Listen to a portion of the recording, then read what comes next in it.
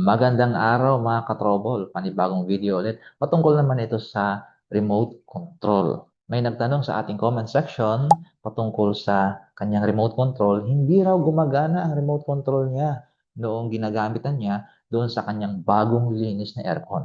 Paano natin malalaman na ang remote control natin ay gumagana o hindi?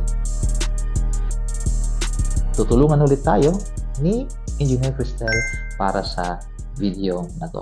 Step number 1, siguraduhin muna natin na may battery or may bagong battery ang ating remote controller. Step number 2, para malaman natin kung may signal ang ating remote, gagamit tayo ng cellphone. Gamit ang ating Android phone, bubuksan lang natin ang camera nito at itatapat ang remote control natin sa camera. Pindutin lang natin yung mga buttons ng ating remote at may makikita tayong ilaw na nagre-reflect sa ating camera. Ibig sabihin, ito ay gumagana or nagbibigay signal. Pwede natin gamitin ang front cam at ang back cam nito. Ganon din sa ating iPhone, pero ang pwede lang natin gamitin dito ang kanyang front cam.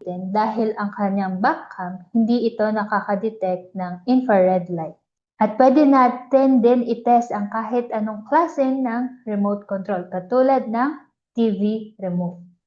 Yun po mga katrobol, paano natin iti-testing ang remote control natin kung gumagana siya gamit ng ating mga cellphone, Android man o iPhone.